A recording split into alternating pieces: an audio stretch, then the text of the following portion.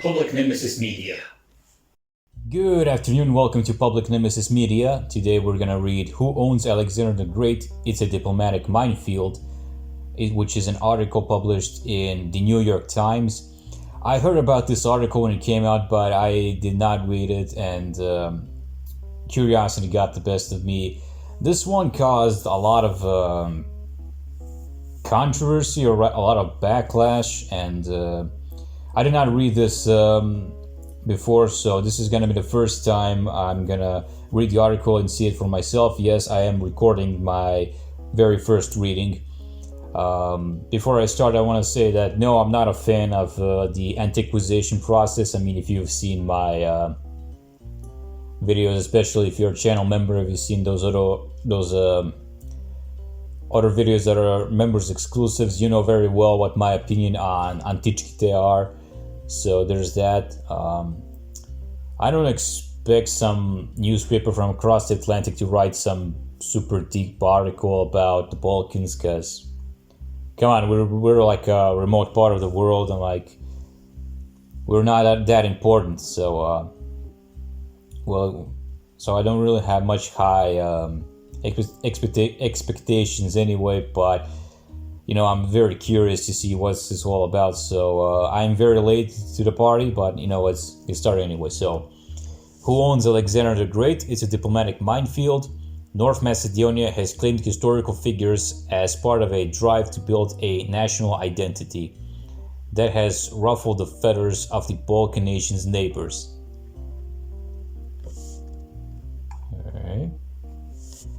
The center of Skopje, the capital of North Macedonia, a Balkan country born just 33 years ago as an independent state, is awash in history. Am I pronouncing this right? Awash? Avash? Like, I don't think I've ever heard that word in my life, which is weird.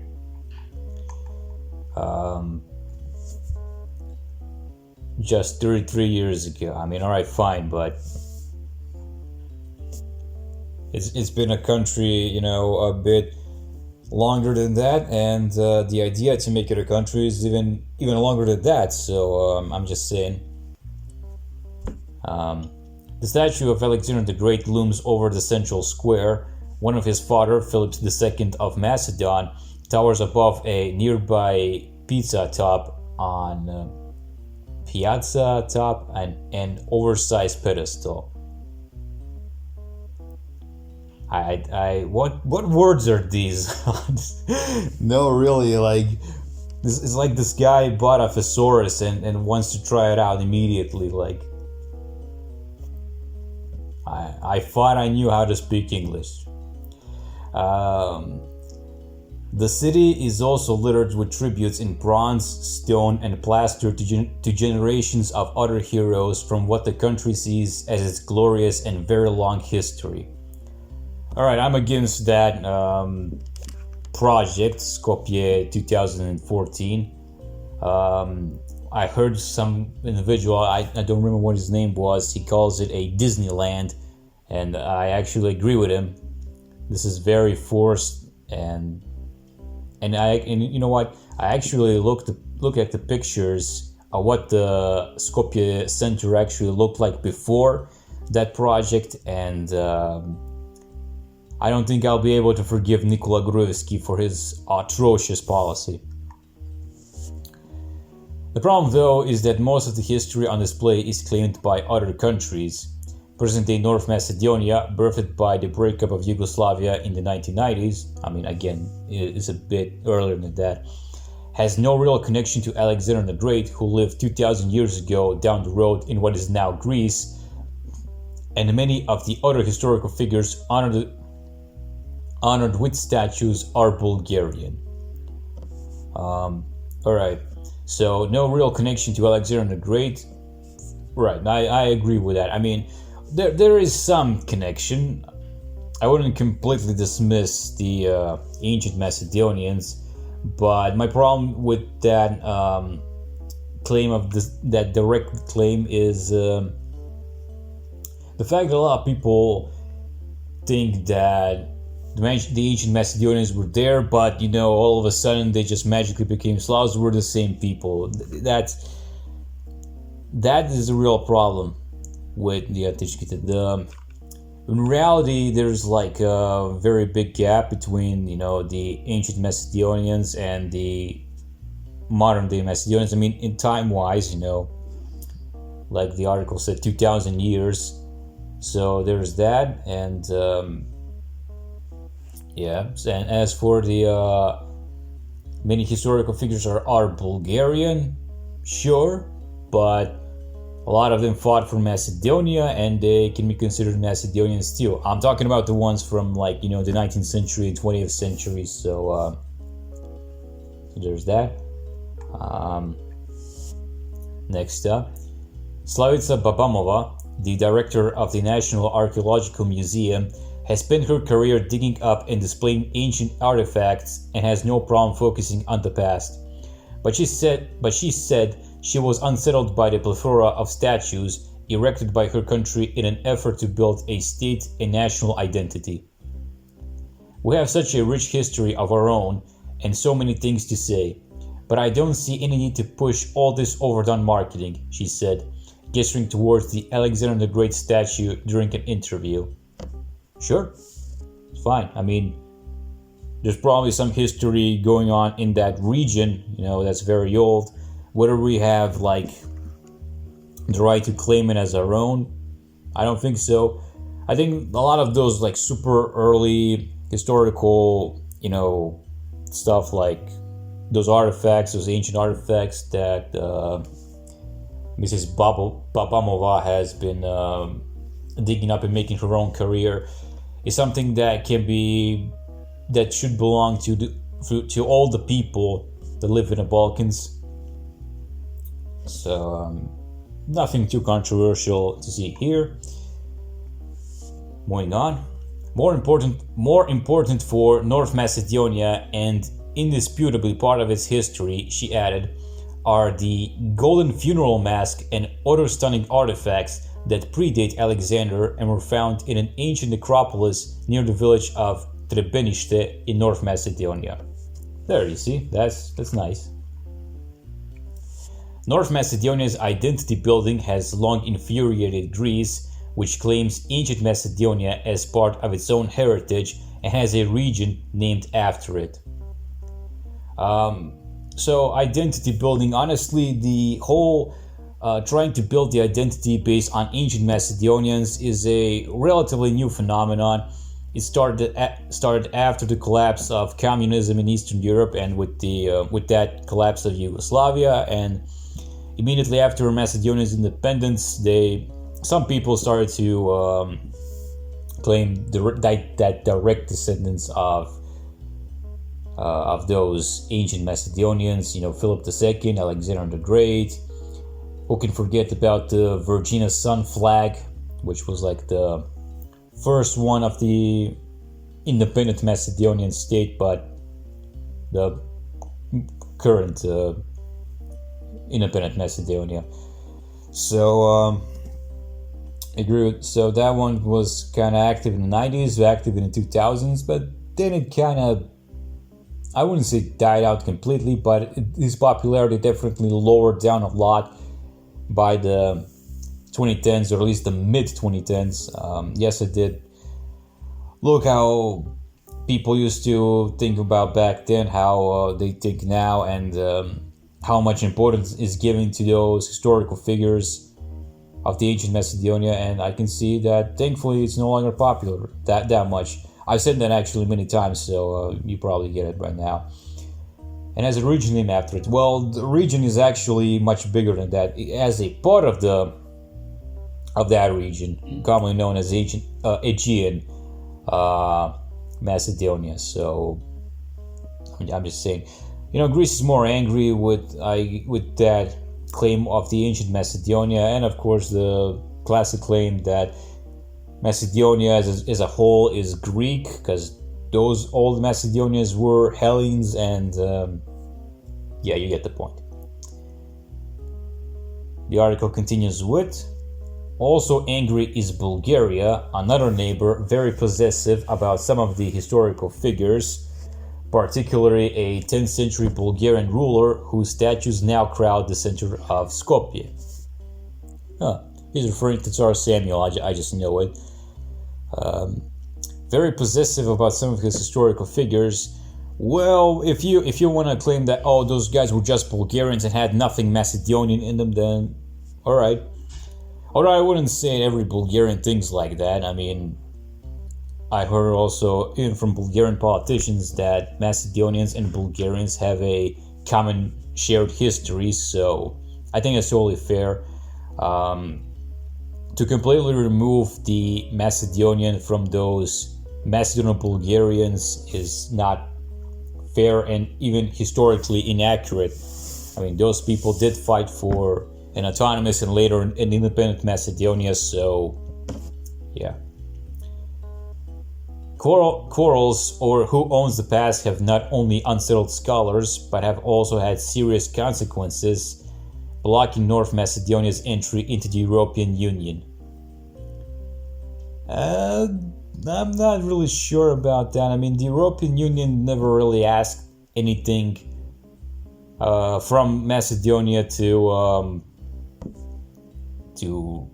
do a revision to I don't even say this to do the rework of its historiography, so it won't piss off its neighbors. They never asked for that. If anything, I don't really think the European Union is should be like involved in this because first off, it really never wanted any beef with that, as I can see. And honestly, the vast majority of the analysis or politicians in Europe that I've seen actually took Macedonia's side by claiming that, for example, Bulgaria was acting recklessly, how they have like irredentist claims or nationalistic claims. Like, it's more, I think it's more in line with their neoliberal politics, the modern progressive and the modern progressive way of thinking, although I don't view it as much progressive, but that's a whole other topic. But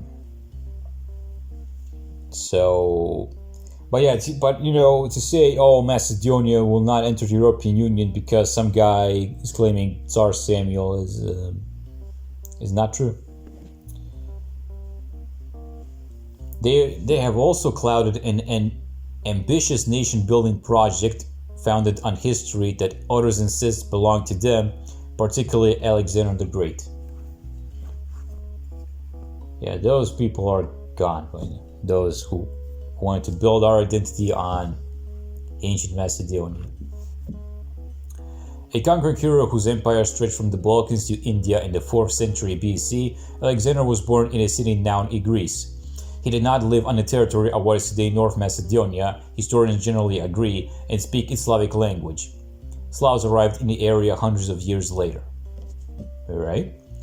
But some of North Macedonia's territory was actually part of the ancient kingdom of Macedonia and is scattered with archaeological sites containing artifacts from that time. Yeah, that's actually true. And which again goes with, saying there is probably some connection, but it's not that direct descendants, like I said. The problem, said Miss Babamova, the museum director, is not that North Macedonia has no connection to the time of Alexander the Great, but that it has overstated its claims. There. That, she added, started after the disintegration of Yugoslavia, as nationalists began looking for a way to strengthen their fragile new state. At the end of the 1990s, there was a kind of hysteria, she said. Greece, furious when its neighbor declared independence in 1981, used the name Macedonia, vowed to block its entry into NATO and the European Union. As part of the deal with Greece in 2018, it agreed to call itself North Macedonia, a name the Greek government accepted as sufficiently distant from the ancient kingdom of Macedonia and Alexander the Great. Well, all right. That name change has. I'm really sure if that really pleases the Greek people, because they wanted to the name Macedonia to be completely dropped from the country, from the people, and that's very unrealistic. People have been calling themselves Macedonians for quite a long time, and from them to just totally drop that name would be very unrealistic and even inhumane. So at least just the country was renamed, and yeah. I mean, I'm not really a fan of even of the rename of the country. If anything, I would just say, let's just do a revision of history and stop, with the claims over the ancient kingdom of Macedonia, and that's that. But I mean, that was done too with the deal in 2018. So yeah, I'm just saying.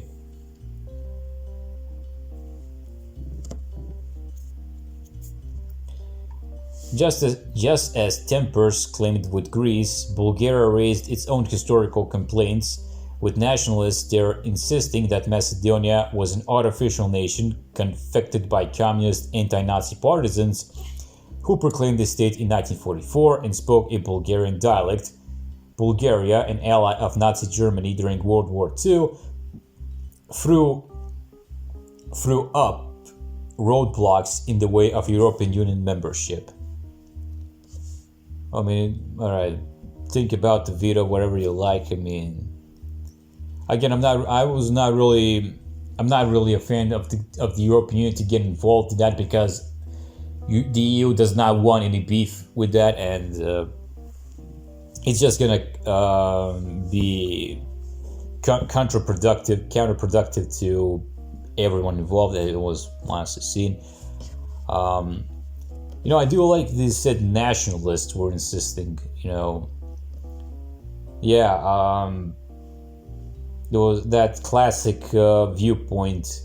Until 1944, you were Bulgarians, and then magically, like that, you all become Macedonians, and you were magically invented by, how it says here, communist anti-Nazi partisans.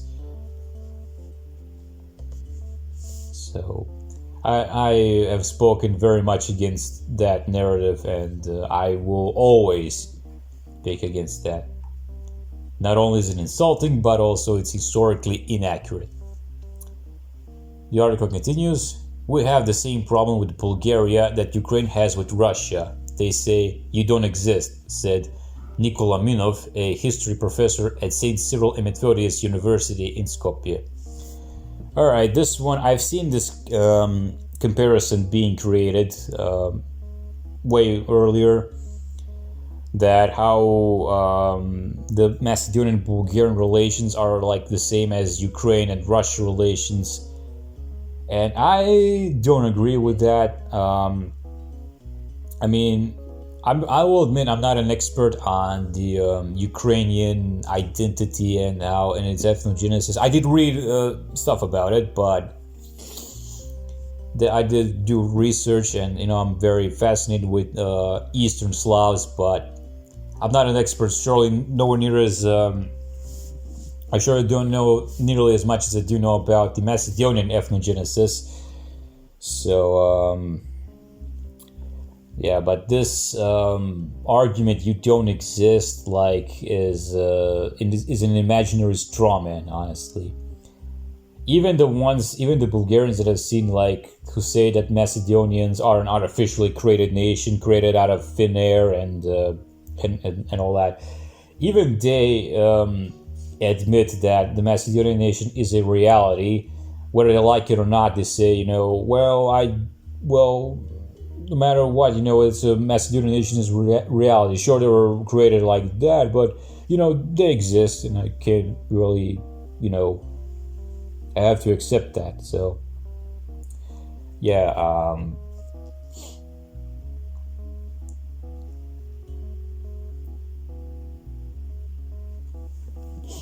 so I don't think this comparison is really fair, and honestly, even think about the veto or whatever, but Some people were unironically comparing that Bulgarian veto to the current invasion that's going on, Ukraine, Russia, that whole war.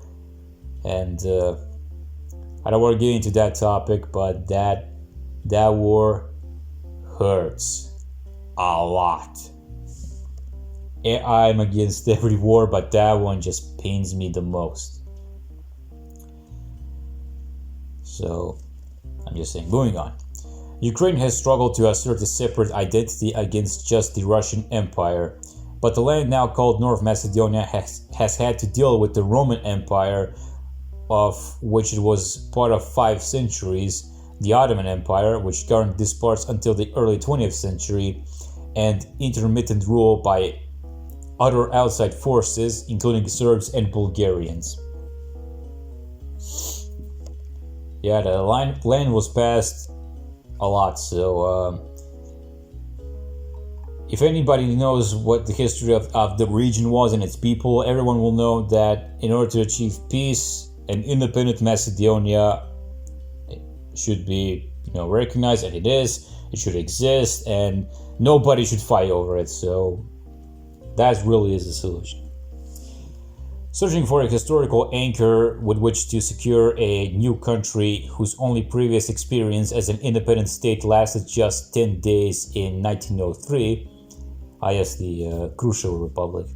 The central government a decade ago poured hundreds of millions of euros into a vast redevelopment project for Skopje. I can't read.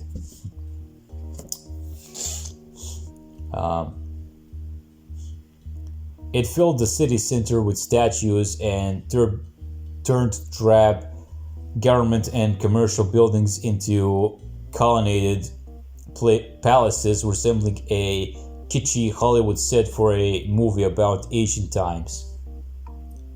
The country's restive ethnic Albanian minority also plunged into history as they asserted their own separate identity, erecting a big statue in honor of Skanderbeg. How do you say that in English? Skanderbeg. I mean, we say Skanderbeg, but whatever. Skanderbeg. An Albanian military commander who, in the 15th century, had led a rebellion against the Ottoman Empire. I miss old Skopje, Miss Babanova, the museum director, said, waxing nostalgic for how her city looked before the invasion of statues and Greek-style columns. It has lost its soul. Ma'am, I miss old Skopje too. I don't think I even visited Skopje when I was I think maybe I have, before. Skopje 2014 started in 2010, I think. I'm not exactly sure, but I think I visited Skopje before that. I was just overly young and I don't really remember that much, so I think I may have visited just a couple of times. Wasn't that much, but before that antiquization process, so I don't really remember. I don't think back then I even went to the very center. With my family, who we went to a zoo that was over there, and yeah. But whatever, that's a different topic. Who cares where I went? The columns are mostly hollow, and some of the ersatz ancient facades are already beginning to crumble. I'm sorry, what kind of word is ersatz? Ersatz. That sounds German, doesn't sound English-like. Yeah, the author of this article definitely used a thesaurus or something, because this is the 5th word where I have, where I'm like, what does this even mean? So, the prime minister who ordered the makeover, Nikola Gruevski, fled to Hungary in 2018 to escape a corruption conviction. Where is he right now? What is he doing these days? He's probably still away. Will he return now that Vomero Dopamine is in power? I don't really care. I'm just curious. But his nationalism-themed party has returned to power after winning a presidential and parliamentary election on May 8th. I don't think he won, but just the party that he was a member of. Its current leadership seems to have colored its ardor for Alexander the Great, but sees no reason to remove his or the other statues. Well, I mean, to be fair, Suda-Suman never really bothered with the statues or anything, so whatever. This is not a fake history that we just manufactured, the party's deputy leader, Dmytro Mutsunsky, insisted. There are historians who say that we have real connections to ancient Macedonia. Determined to hang onto that connection, the new government has angered Greece by signaling it wants to drop north from the name of the country. Yeah, they will not do that. I'm just saying that is referring to, there it is, the ceremony in May. At a swearing-in ceremony in May, the new elected president referred to as just Macedonia, prompting a walkout by the Greek ambassador. Now North Macedonia is good now too. Alright, but putting that as, I'm kidding a little, but that was just like one on the ceremony. You think they will all of a sudden drop that deal and like the name North Macedonia? I don't think so. I don't think they're that crazy. That would be a combination of not just overly bravery, but overly craziness too. So I don't think that's gonna happen. I don't think they're that dumb. Mr. Mutsunsky, the new governing party's deputy leader, said the 2018 agreement with Greece surrendering Macedonia as the country's name would be honored as a political and legal reality, but added, "Do we like it? No." There, that's what I said. They don't like it, but whatever. Who cares? So this is my dog. This is my dog barking. So yeah. Dalibor Jovanovski, a prominent Skopje historian, said he did not like the name North Macedonia either, but saw it as the unfortunate price that had to be paid for the entry into the European Union. Actually, it's the entry into NATO, because after the name change, the NATO bloc was no longer active. Greece lifted it, and they just entering it. European Union is a bit different story. It's much more complicated to enter the EU, I'm just saying, than it is to enter NATO. Everyone always thinks that history only belongs to them, that there is no shared history, he said. But in this part of the world, everything is fluid, everything is mixed up. To a certain degree, sure, like I said, Some Skopje residents say they do not like the clutter of so many statues, but many take pride in what they see as tributes to a proud, long history. The Greeks claim him, said Lyubcho Efremov, strolling past Alexander the Great, but he was Alexander of Macedonia, not Alexander of Greece. Oh dear God, this argument, oh my goodness. It literally says Macedonia here. I think I actually made this argument even in my older videos on some. It was like I think it was like the very first channel members only video, when some individual said, it says of Macedonia, it doesn't say Greece or Bulgaria or Serbia or Albania, it says of Macedonia. Alexander Makedonsky or Imro had Macedonia in its name, whatever, but as soon as you show them how this historical figure like Goce Delchev Damigrev or whatever was around the time identified as an ethnic Bulgarian, then all of a sudden they said, well, actually they didn't really mean Bulgarian, it just meant something else. Like, it literally says Bulgarian. Well, it didn't really mean Bulgarian. Those are the same people who make those two arguments. I'm just saying that the double think there is ridiculous.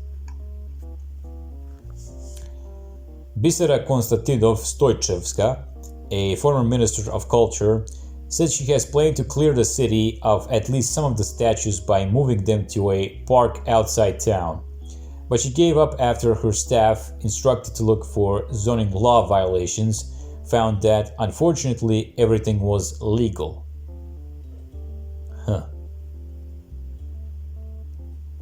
Well, I mean, would the removals of the statues also be legal? Like, whatever. She said she was particularly eager to get rid of a big rendering of Tsar Samuel, a 10th century Bulgarian king. The statue, which faced Alexander, is not only ugly and obstructs the view, she said, but also really annoys Bulgarians. I will say one thing, the location of that statue is just weird. I remember this summer when I visited Skopje, I did actually visit the center and its location, and I did see even before that, but the location is put, it's like there's like a path where you go to, like, I don't know, like what are those, like buildings or shops or whatever, like there's buildings where there's a lot of stuff happening, but it's so awkwardly placed there, like you have to bypass it. It's not like you on the side, even like the other statues. God to Dutch Dame Groove on like on a horse is even like placed lot, so it's like there, but it doesn't obstruct the view. It doesn't really bother anyone when they walk. So Samuel's interesting placement is something that can be considered, so I'll give him that one. She is not a fan of Alexander the Great either. I don't feel connected to him at all, not linguistically, not culturally, not emotionally. Exactly. So, and the article is done. I'm not exactly sure, like if we were done, if this is really important for some American to know, but whatever. He at least wrote the author of the article is a man named Andrew Higgins, the East and Central Europe Bureau Chief of the Times, based in Warsaw.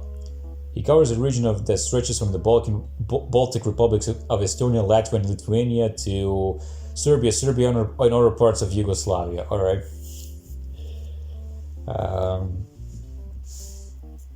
Just think so, but honestly, this is not the worst article I ever read. I definitely read a lot of worse stuff. Even if you want to narrow it down to some sort of media that comes from Western Europe or North America, because I kind of view them as like, honestly, I didn't really view them that much different, at least ideologically. When I narrow it down, I definitely have read worse, so this is not like, this wasn't a painful read. But I do see how this will anger the Antichkite. I definitely get that. So anyway, this has been the article, so I finally got to read this, and alright, that's pretty much about it. If you were still around here for this long, I want to thank you very much for listening, and hope you enjoyed my commentary a little bit. So yeah, that's pretty much about it, and I have nothing more to say. So thank you very much for listening. God bless, and goodbye.